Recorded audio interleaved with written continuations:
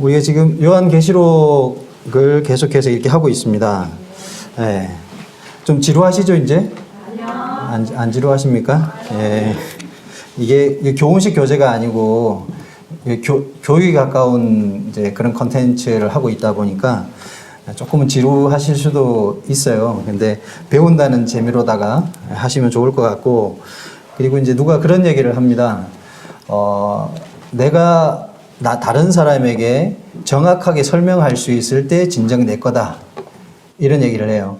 그러니까 이제 어설프게 이제 아는 거가 많거든요. 이제 우리가 지금 듣는 얘기들은 간헐적으로 이렇게 오랫동안 들어왔던 얘기들도 많고 이렇기 때문에 익숙한 듯 하지만 실제로 내가 다른 사람한테 붙들고 처음부터 쫙 설명해 가보면 잘 안 되는 게 있거든요. 이거는 뭐냐면 내가 정확하게 알고 있지 않다는 얘기이기 때문에, 한번 기회 되시면은 이제 집에서 한번 내가 알고 있는 내용을 한번 이렇게 설명해 보는 그런 그 시도도 해보시면 괜찮을 것 같습니다. 자, 계속 이제 지난 시간에 했던 이제 다니엘서에 관한 얘기부터 해서 이제 가도록 하겠습니다. 이 다니엘서의 중요성은 어디에서부터 시작된다고 말씀드렸죠? 마태복음 24장 15절 예수님이 다니엘서를 인용하신 내용에서부터 이 다니엘서의 중요성이 이렇게 시작된다라고 말씀을 드렸습니다. 오늘은 지나가기 전에 두 가지 부분을 확인하고 넘어가겠습니다. 이방인의 때라는 개념을 지난번에 한번 말씀드린 적이 있었어요. 누가복음 21장 24절을 한번 찾아보겠습니다. 누가복음 21장 24절 신약 천이 아니구나. 133페이지인가요? 좀 될 것 같습니다. 누가복음 21장 24절 찾으셨죠? 같이 한번 읽겠습니다. 시작.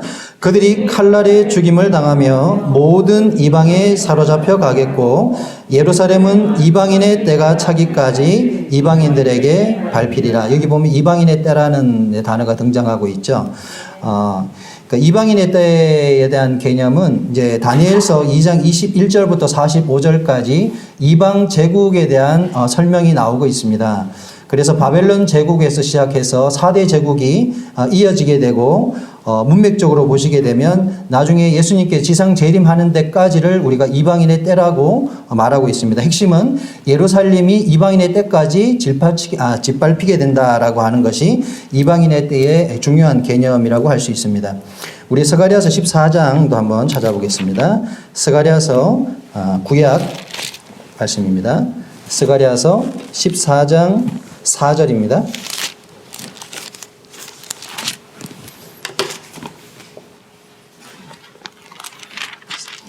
스가랴서 4장 14장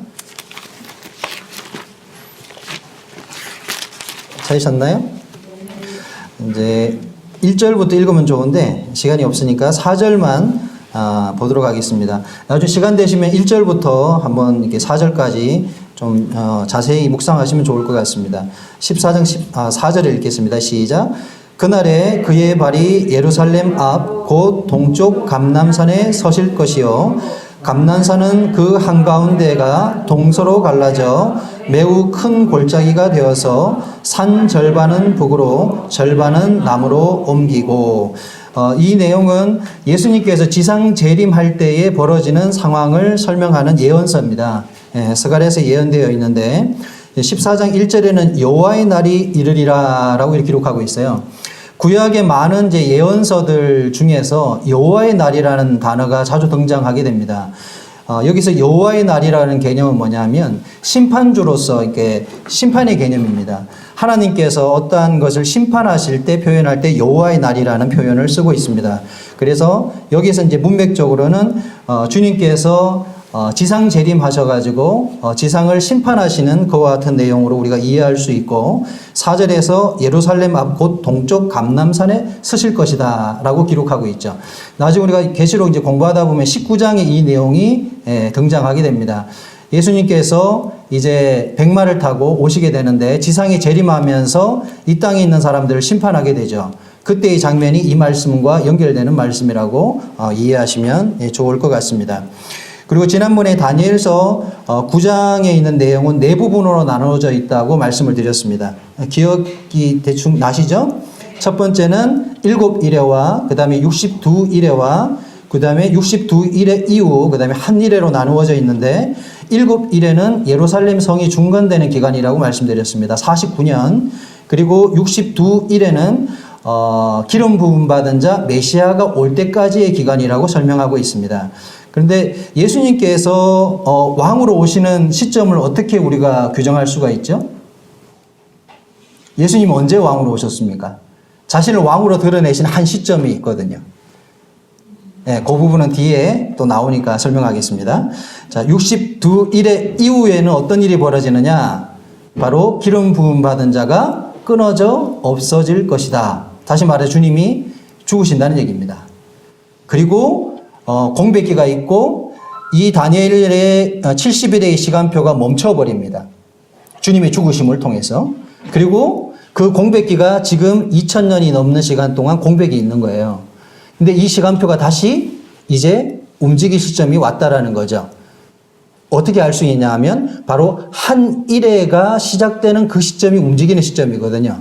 이제 이것을 시작하는 신호탄은 바로 적그리스도가 나타나는 것인데 자신의 정체를 드러내지 않고 그가 등장해서 하는 일은 바로 성전을 재건하는 일과 성전 제사를 허용하는 일이라고 말씀을 드렸습니다. 예루살렘에서 벌어지는 많은 이 팔레스타인의 분쟁의 핵심은 바로 예루살렘에 대한 탈환이고 예루살렘 성전에 대한 재건과 아주 밀접한 관련성이 있습니다. 그리고 세계의 정세가 여기에 많이 주목되어 있는 것도 사실이고 우리가 언론을 통해서 이러한 부분들을 우리가 잘 지켜보고 있습니다. 그래서 한 일에는 곧 이제 벌어지게 될 사건이게 되며 7년 환란이 시작될 것입니다. 그리고 우리는 그 임박한 시점에 와 있다고 해도 크게 과한 표현은 아니라고 그렇게 생각이 들어집니다. 여기까지가 우리가 지난 시간까지 한 내용이었습니다. 그렇죠? 이제 다음으로 이제 다니엘이 70일에라고 하는데 이 70일에를 샤부아라고 하거든요. 히브리어인데 이 샤부아라고 하는데 이 샤부아라고 하는 단어를 왜 7년으로 해석을 하느냐에 대한 어떤 논쟁이라고 할까요? 견해가 있어요. 그러니까 7이면은 7일로 계산할 수도 있고 그 다음에 7년으로 볼 수도 있고 이런데 왜 7년으로 보느냐라는 데 대한 견해인 거죠. 그러니까 70일이면 7일이 되게 되면 며칠이 되는 겁니까? 7일이 되면 7, 7이 490일이 되는 거예요. 그렇죠? 근데 우리가 앞에서 읽은 다니엘서 9장 24절부터 27절까지의 내용이 성취되는 기간이 70일이거든요. 근데 490일 동안 이 내용이 다 성취될 수 있느냐라고 하는 견해에서는 불가능한 일이죠. 그래서 문맥적으로 봤을 때 이 샤부아가 7년으로 해석을 하는 것이 문맥적으로 맞다 해가지고 우리가 이제 여기서 7은 7년으로 해석을 한다고 이렇게 볼 수가 있습니다. 그리고 세 번째 단락에 보시면 70일의 기간이 언급된 이 사건들이 중요한 사건들이 여기 열거되어 있는데 예루살렘 성이 중건되고 성이 파괴되고 그리고 성과 성전 파괴 또 성전이 중건되고 그 다음에 그리스도의 등장과 그리고 죽으심 그리고 성과 성전 파괴 이와 같은 모든 내용들을 볼 때 이것은 7년으로 보는 것이 합당하다. 그리고 가장 핵심적인 건 뭐냐면 예수님께서 다니엘서를 언급하셨고 마지막 한 일회가 성취되지 않았다라는 것에 대해서 언급하셨기 때문에 이것이 가장 강력한 증거가 될 수 있다라고 볼 수 있습니다. 그리고 마지막에 한 일회를 7년으로 보면 요한계시록과 완벽한 조화를 이룬다. 라고 말씀드렸죠. 제가 요한계시록을 설명하면서 요한계시록은 구약적이다 이렇게 말씀을 드렸습니다. 그 이유는 요한계시록에 있는 그 구절의 3분의 2가량이 어떤 용어와 관련성이 있다고 그랬습니까? 구약 말씀과 연관성이 있습니다. 여기 보시게 되면 한때, 두때, 반때 이런 거 들어보셨죠? 이게 다니엘서 7장에 나오는 내용입니다. 이게 이샤라 그래가지고 이산이라 그래가지고 아람어입니다. 아람어. 다니엘서는 아람어가 일부 기록되었고 히브리어하고 아람어가 기록되었어요. 구약 성경은 히브리어로 기록되었잖아요. 유일하게 아람어가 기록된 책이 있는데 바로 다니엘서입니다. 그렇죠? 그래서 한때, 두때, 반때 할 때 이 때 한때가 뭐냐 하면 아람어를 번역한 거예요. 그래서 한 때는 1년이라는 뜻이고요. 그리고 두 때는 2년이라는 뜻입니다. 그리고 반 때는 반년이라는 뜻이에요. 그래서 이것이 3년 반이 되는 겁니다. 이해가 되셨죠? 네. 그리고 42달이라는 개념이 있어요. 42달이면은 몇 년입니까? 42달. 3년 반입니다. 3년 6개월입니다. 이게 다 같은 개념이에요. 이게 다니엘서에도 나오고 계시록에도 나옵니다. 그리고 1260일. 당연히 뭐겠습니까? 3년 반입니다. 네. 그리고 42개월 해서 12로 나누면 3년 반이 된다는 얘기입니다. 자, 다 비슷비슷한 내용인데 이렇게 성경에 기록이 되어 있습니다. 그래서 한일해와 한일해의 절반 이런 표현들이 나올 때 이 다니엘서와 계시록이 같이 연결되어서 사용하고 있다는 것을 이해하셨으면 좋겠습니다. 나중에 우리가 계시록 공부하다 보면 이제 하나 둘 자세하게 또 나옵니다. 자, 그리고 자, 이 다니엘 70일의 시작점을 어디로 볼 수 있다라고 말씀을 드렸죠? 예루살렘 성에 중건하라는 영이 있을 때부터라고 말씀드렸죠. 안 읽어오셨구나. 다니엘서 9장 읽어오시라고 말씀드렸는데 숙제 안 한다고 야단 안 칩니다. 근데 읽어오시면 좋겠습니다. 제가 이거 PPT를 머리털 나고 한 번도 사용해 본 적이 없어요. 그래가지고 훈련은 가가지고 청년들한테 이걸 배우려고 하는데 시간이 없어서 못 배우겠더라고. 가르쳐 준다는데 공부할 게 많아가지고 PPT를 못 배웠어요. 그래가지고 여기 이제 졸업하고 와가지고 부랴부랴 이제 하기 시작한 겁니다, 이거. 그러니까 얼마나 용 쓰는지 제가 이제 좀 말씀드리는 거예요. 예, 이거 도표 일일이 다 찾아가지고 그리고 하고 있거든요. 그래서, 형제가 많이 용 쓰고 있다, 애쓰고 있다. 그러니까 이제 성도님들 제가 좀 읽어오십시오 하면 같이 좀 읽어주시면 좋겠습니다. 이게 같이 어느 정도의 보폭을 맞춰서 가야 재미가 있어요. 나중에 이 내용들이 이제 누적이 되기 시작하잖아요. 그럼 앞에 내용들이 이제 가물가물해지고 이게 학습적인 내용이 좀 많다 보니까 나중에 무슨 소리 하는 거야 하다 보면 나중에 재미가 없어요. 그러니까 어느 정도 같이 따라와 줘야지 나중에 그런 내용이었지 하면서 같이 가니까 재미있어진다는 거죠. 이해가 되시죠? 예. 좀 동정표를 좀 구했습니다. 자, 예루살렘 성이 중건하라는 영이 있을 때부터가 70일의 시작점이라고 말씀드렸어요. 우리가 이제 느헤미야와 그 다음에 에스라의 이제 말씀에 보시게 되면 칙령이 4가지가 나와요. 첫째가 고레스의 칙령이 나오고요. 여기 BC 539년, 그 다음에 다리오 왕의 칙령이 있습니다. 여기 519년. 그 다음에 에스라에게 내린 아닥사스다의 칙령이 있어요. 요 3가지 칙령은 뭐에 관련이 있냐면 성전 재건과 관련이 있습니다.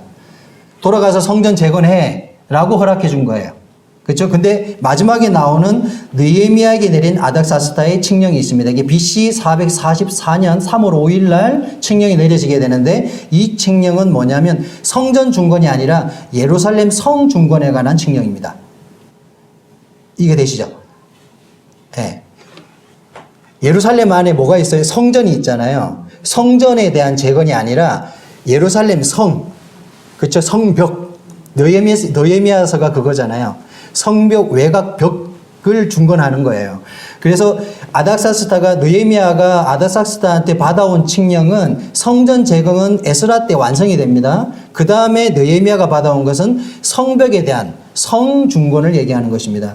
그래서 다니엘서 9장에 나오는 예루살렘 성중건이 영이 있을 때부터라고 얘기할 때는 이 4번째 칙령을 말하고 있는 것입니다. 그래서 오늘 시점을 BC 444년 3월 5일로 보는 이유인 것입니다. 자, 요걸 근거로 이제 시작하겠습니다. 자, 이게 지금 PPT가 화면이 좀 정확하지가 않아가지고 여기 보시게 되면 뭐 동그란 거 보이시죠? 예, 저도 자세히 보니까 안 보이더라고요. 이게 바깥에 있는 테두리 파란색은 바벨론역이라는 거고요. 중간에 약간 하늘색은 유대역이고, 그 다음에 황토색으로 된 것이 태양역입니다. 뭐, 다들 아시겠지만, 부연에 설명하면, 우리가 쓰고 있는 것은 무엇입니까? 우리는 태양역을 쓰고 있습니다. 1월, 2월, 3월 이렇게 할 때 우리가 쓰는 것은 보편적으로 태양력을 쓰고 있지만 유대인들은 자기들의 역이 따로 있어요. 유대력이 따로 있고 보통 태양력 3월 중순과 걸쳐집니다. 유대력의 시작점. 유대력은 언제부터 시작하죠? 6월절 사건을 시작으로 해서 시작이 되잖아요. 그렇죠? 아비벌. 그때가 1월입니다. 이게 태양력으로 보면 3월에서 4월 사이입니다.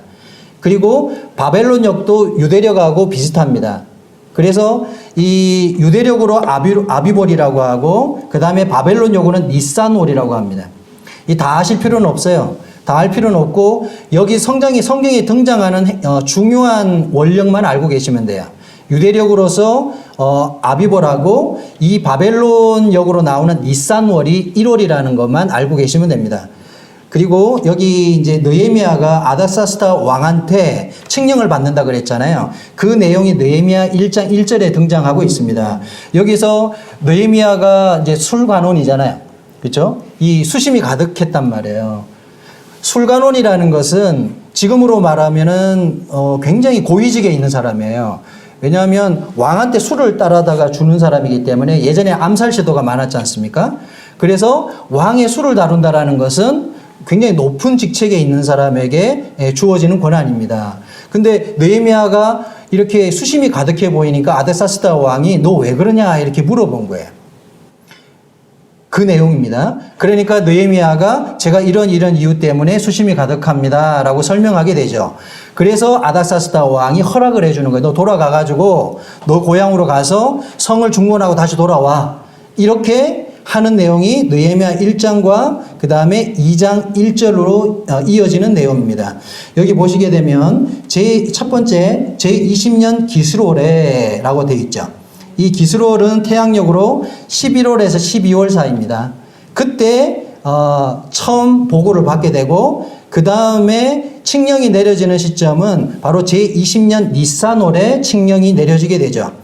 이때 왕이 성전 재건을 허락해주고 칙령서를 그에게 주게 됩니다. 바로 이 시점이 70일에가 시작되는 시점입니다. 이 시점의 연도가 언제라고요? BC 444년 3월 5일입니다.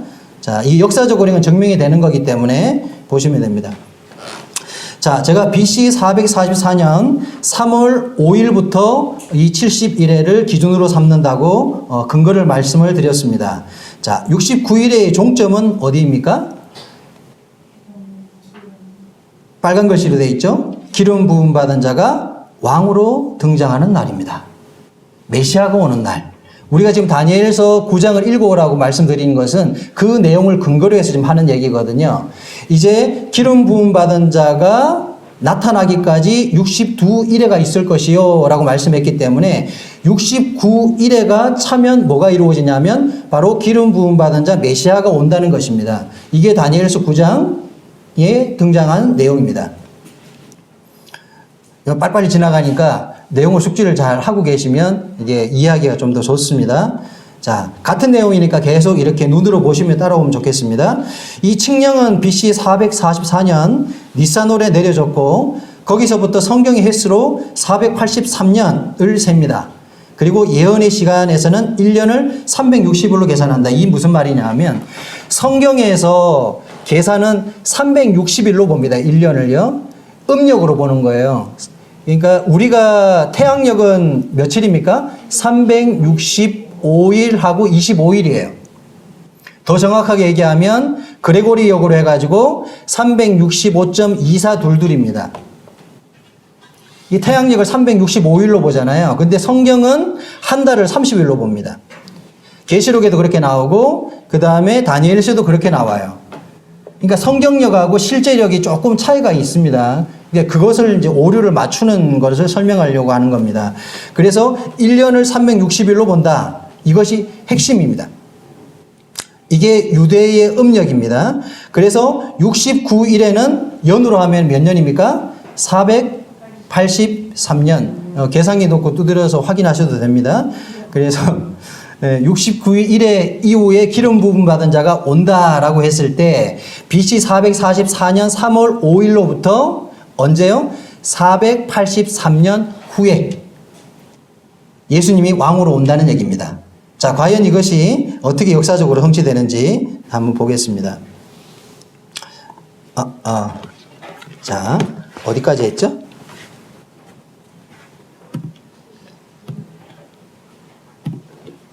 여기까지 했네요. 자, 우리 한번 9장 25절 같이 한번 읽어보겠습니다. 시작.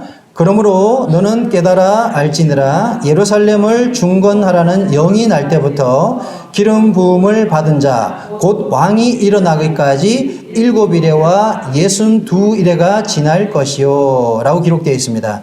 자, 여기서 이제 숫자를 한번 보세요. 아닥사스다의 칙령, 예루살렘 성 중건에 대한 칙령이 시작점이고 이때가 BC 444년이라고 말씀을 드렸습니다. 이때로부터 483년, 이것을 일수로 계산하게 되면 17만 3,881일이 됩니다. 1년을 360일로 본다고 계산을 했을 때 그렇습니다. 그때로부터 해서 그리스도가 왕으로 등장합니다. 자, 다음으로 한번 보겠습니다. 자, 요거는 계산을 하셔야 되는데 나중에 한번 숙제 내주고 한번 이게 칠판에다가 하는 걸 시켜봐도 되는데 저희가 다 시험 쳤거든요. 예? 예. 자, 이거 그렇게 어렵지 않습니다. 이해하는데. 예, 이해만 하시면 돼요. 그러니까 17만 3,881을 뭐로 나누냐 하면 성경에 기록되어 있는 것은 유대력이라 그랬잖아요. 음력으로 360일을 계산한 건데 실제로 우리가 태양이 그 지구가 태양을 도는 이 공전 주기하고 다르단 말이에요. 이해되시잖아요. 그러면 성경에 기록된 내용하고 실제로 태양이 돌아간 시점을 정확하게 나누어야 됩니다. 그 얘기를 하는 겁니다. 그래서 실제 그레고리 역은 365.2422인데 이것도 정확하지 않습니다. 약간의 오차가 있습니다. 원래 율리우스 력이라는 걸 사용했다 그래요. BC 율리우스 가이사르가 BC 아마 1세기경에 그때 책정이 돼가지고 세계적으로 그것을 기준으로 삼아서 썼습니다. 근데 이게 오차가 좀 심하다 보니까 여기 보시게 되면 1582년도에 이때 교황의 이름을 따가지고 그레고리 역이라고 새로 이 공포를 하게 돼요. 이 그레고리우스 13세가 이때 이것을 시행하게 되거든요. 그래서 세계는 카톨릭 국가하고 기독교 국가로 나누어져 있었습니다. 이 종교개혁이 일어나게 되면서 기존의 카톨릭 국가에서 기독교 국가로 넘어오는 국가들이 생기기 시작했거든요. 영국 같은 경우가 이제 그런 중요한 예입니다. 영국은 기독교 국가로 넘어가는 중간적 개념이에요. 영국이란 나라가. 이 성공회 들어보셨잖아요. 그렇죠? 이제 그런 개념들이 중간적 개념입니다. 그래서 카톨릭 국가에서는 그레고리역을 받아들였는데 기독교 국가들은 이거 안 받아들이다가 수세기 후에 이걸 받아들이게 됩니다. 그래서 지금은 모든 세계가 무엇을 인정하냐 하면 그레고리역을 인정합니다. 이제 이 그레고리역이 바로 365.2422인데 이것도 약간의 오차가 있어가지고 밑에 제가 설명을 적어놨어요. 치운법이라고 우리 윤년이라는 거 하잖아요. 윤년. 4년마다 윤년이 돌아오죠. 그렇죠? 그리고 100년을 평년으로 하고 그 다음에 400년마다 또 하나를 세립니다. 요렇게 해가지고 보완해가지고 3원칙으로 해가지고 그레고리역을 이게 사용을 하거든요. 그래서 원래 율리우스 역을 쓸 때부터 그레고리역을 바꿀 때 10일이 사라졌어요. 역사적으로 10일이 사라져 버렸습니다. 이 달력이 있었는데 갑자기 10일을 빼버린 거예요. 이거는 이제 그 사전 찾아보시면 정확하게 나옵니다. 이게 정확한 우리가 쓰고 있다라는 걸 제가 설명드리려고 말씀드렸어요. 히트 조금 낮춰주십시오. 네. 열을 내면서 하니까 덥네요. 네. 자, 중요한 것은 483년 69일회를 실제적인 태양력으로 나누었을 때 실제 몇 년이 되느냐, 이게 핵심인 거예요. 자, 밑에 보시게 되면 태양력으로 나누었을 때 며칠이 된다고요? 476년 25일이 되는 겁니다. 이해가 되셨어요? 자, 이게 쉬운 얘기인데 처음 들으면 잘 이해가 안 돼요. 그러니까 성경에 기록되어 있는 음력을 실제 있는 태양의 공전 주기로 나누게 되면 실제 수가 나오는 거예요. 그래서 483년이 뭐가 되냐면 476.25일이 된다는 얘기입니다. 이해되셨죠? 그래서 BC 444년 3월 5일부터 해서 476년 25일 후에 누가 온다고요? 예수님이 오신다는 얘기입니다. 자, 그러면 며칠이 될까요? 이거 맞추면은 천재죠. 그렇죠? 자, 우리가 또 한번 읽어보겠습니다. 읽은 내용이니까요. 자, 이 앞에서 제가 설명한 내용을 다시 설명한 것입니다. 그래서 아닥사스다의 칙령으로부터 그리스도가 왕으로 등장하기까지 476년 25일이 정확한 실제 날짜라는 것을 말씀을 드리는 겁니다. 자, 같은 내용을 설명한 거고요. 자, 여기 위에 이제 참고로 제가 한 가지 설명드릴게요. 자, 우리 더하기를 한번 해보겠습니다. 444년 빼기 476년 25일 해보십시오. 며칠이 나올까요? AD 30 몇 년이요? 34년 3월 30일이 됩니다. 근데 여기 제가 33년 3월 30일이라고 이렇게 돼 있죠. 네. 그거 아십니까? 우리가 서기하고 기원전 BC하고 서기 쓸 때 이거를 이제 교황청에서 이걸 만들었거든요. 그래서 예수님 오신 기점으로 해가지고 비폴 크라이스트에서 기원전이라고 하고 그 다음에 아노 도미니라고 해가지고 예수님이 오신 이후를 서기라고 합니다. 그래 아노 도미니라는 것은 이제 영어로 하면 예수 그리스도 안에 있는 날 이런 뜻이잖아요. 그렇죠? 영어 사전에 그렇게 나옵니다.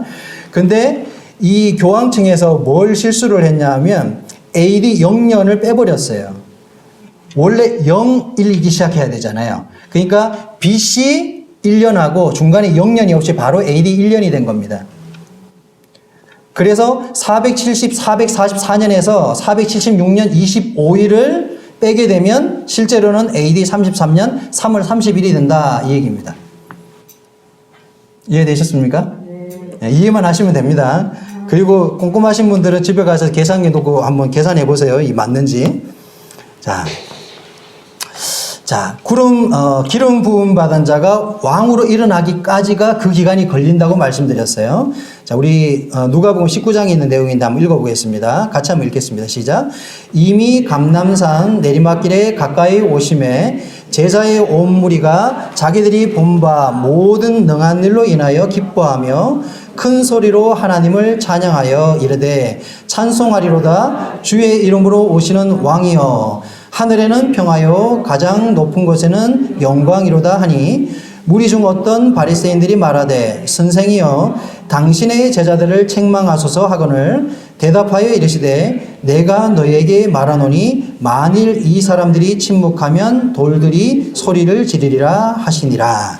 자, 여기서 중요한 한 가지 핵심. 메시아가 왕으로 오는 시점을 AD 33년 3월 30일로 정했는데 그러면 그 날에 무슨 일이 있었느냐라는 것이 중요한 거겠죠. 성경에서 예수 그리스도를 자신을 왕으로 드러낸 내용이 딱 한 가지 있습니다. 그게 언제입니까?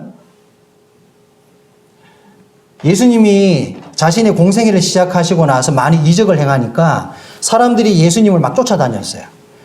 그리고 다른 말씀에 보면 예수님을 왕으로 삼고자 해가지고 예수님을 쫓아다녔거든요. 근데 예수님께서 피해 도망 다니셨단 말이에요.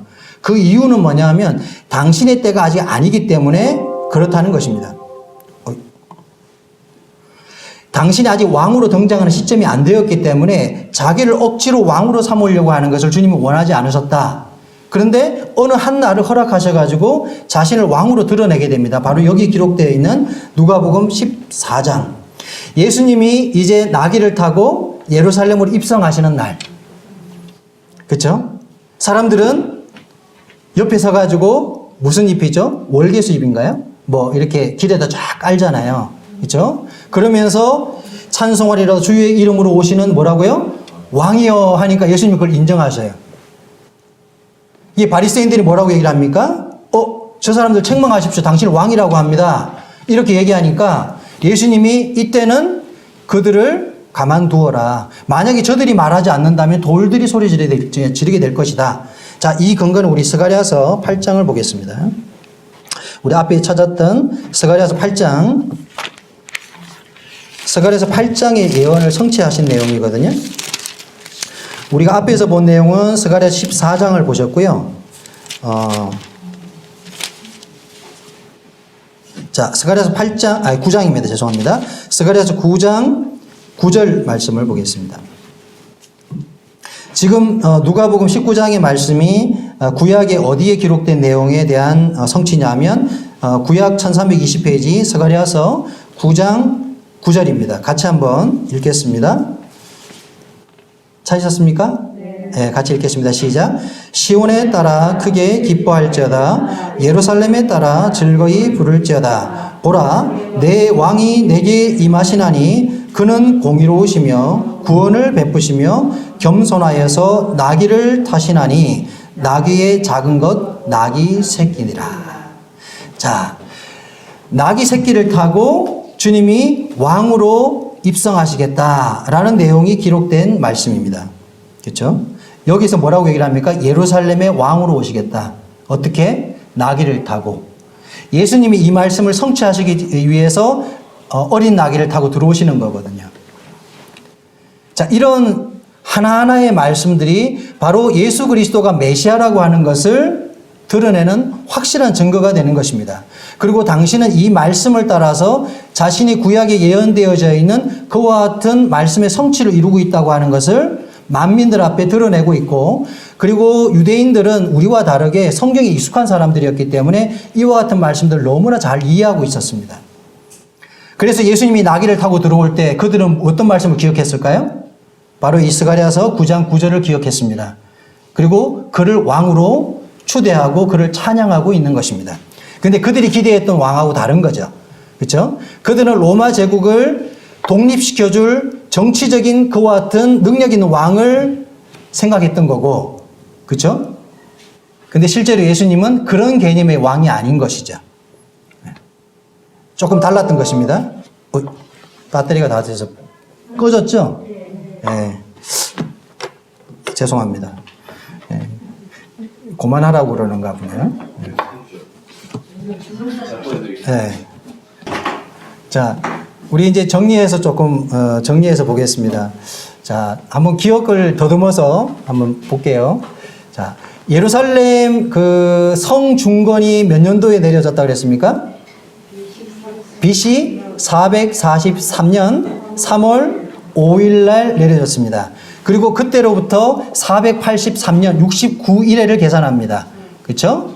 근데 이것을 그레고리역으로 태양력으로 환산하게 되면 실제로 몇 년이라고요? 476년하고 25일입니다. 그래서 AD 33년 3월 30일이 바로 예수님이 왕으로 오시는 그날입니다. 근데 그날 어떤 사건이 벌어졌느냐? 바로 스가랴서 9장 9절에 기록되어 있는 말씀처럼 나귀 새끼를 타고 스스로 왕으로 예루살렘으로 입성하십니다. 자, 이것이 오늘 우리가 처음부터 다루고 있는 핵심적인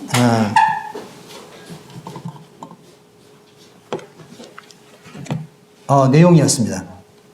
다 이해가 되시죠? 네. 근데 이 의심이 많은 사람들은 집에 가셔가지고 이거 실제로 이렇게 나누기 해보셔야 돼요. 예? 나누기 해보시고 실제 이 날짜가 나오는지 더하기 하고 빼기 하고 이렇게 해보시면 정확하게 맞습니다. 그리고 AD 원년 0년이 없다라는 것을 계산하시면 원래 이제 그 브래들린 중에서 19세기 그 로버트 앤더스 경이라고 하는 분이 최초로 이것을 시도했어요. 그 전까지는 계산한 사람이 아무도 없었다 그럽니다. 근데 로버트 앤더슨 경이 아마 경찰 출신이었는데 이분이 이제 퇴직하고 나서 성경 말씀이 사실이라면 이게 정말로 성취가 가능한 건지 계산해 보고 싶었던 거예요. 호기심이 있었던 거예요.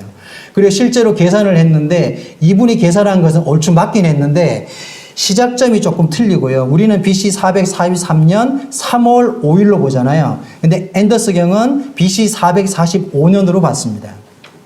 그래서 실제로 성취된 시점을 34년 3월 30일로 계산해요.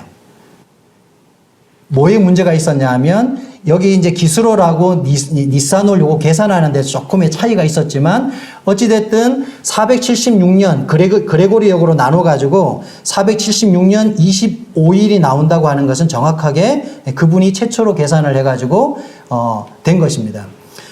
그리고 그 이후에 이제 과학이 발전하게 되고 하게 되면서 이것을 역사적으로 추산해가지고 성취하는 내용들이 있는데 이 부분까지 다루기에는 내용이 많아가지고요. 요거는 하지 않겠습니다.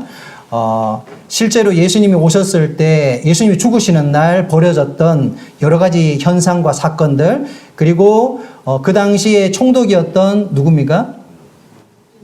빌라도 총독이 근무했던 연도 계산하고 그렇게 계산해 보게 되면 예수님이 실제로 십자가에 죽으신 날짜가 역사적으로 정확하게 나옵니다.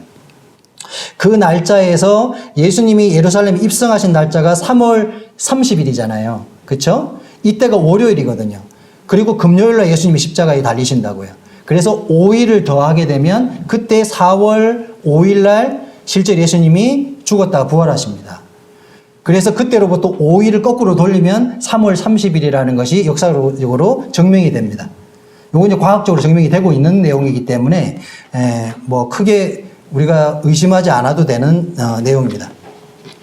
지금 현재 37분이네요. 자, 이제 조금 남았으니까 좀 더 할까요? 자, 앞에서 했던 내용하고 똑같은 내용을 한 겁니다. 자, 오늘의 핵심은 이겁니다. 예수님의 이 3년 반 공생의 기간에서 자신을 기름 부음 받은 자 곧 왕으로 드러낸 하루의 날이 있었다. 그 날이 바로 언제였다고요? 예수님이 나귀를 타고 예루살렘으로 입성하시던 날. 이것이 스가랴서 9장 9절에 기록된 말씀에 대한 완벽한 성취였고 이것으로 말미암아 당신이 하나님이 약속하신 메시아였다라는 것을 증명해냈습니다. 그리고 그들도 이 사실을 너무나도 정확하게 알고 있었다는 것이죠. 이것이 어쩌면 오늘 나누는 내용의 핵심입니다. 그렇죠? 다니엘서가 이렇게 성취되었다라는 것을 말씀을 드리는 거예요. 근데 우리가 왜 계시록을 하는데 다니엘서를 이렇게 하느냐? 한 일회와 계시록이 연관되어 있다고 그랬잖아요. 69일에는 다니엘서에서 나누는 내용이고 그리고 계시록의 핵심은 한 일회입니다. 7년 환란을 대부분 다루고 있기 때문에 계시록의 전반적인 4장부터 해서 19장까지가 바로 한 일회를 다루는 내용이에요.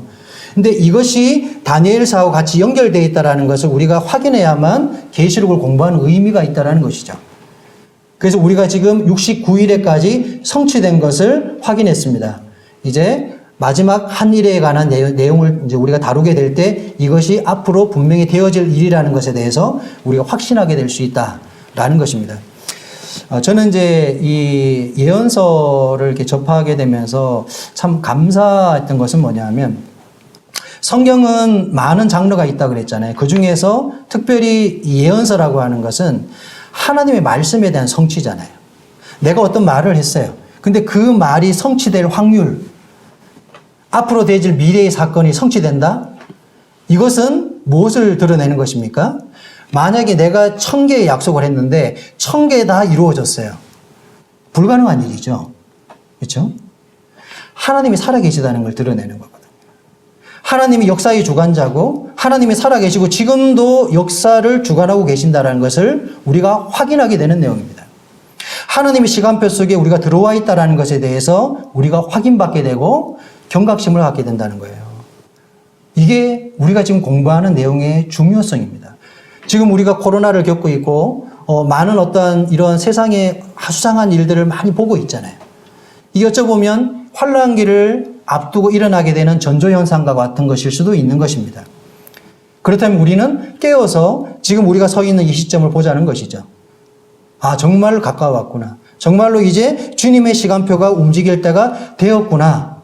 자, 이제 주님이 곧 우리를 데리러 오시겠구나. 우리는 감사할 일이죠. 교회가 휴고당하니까.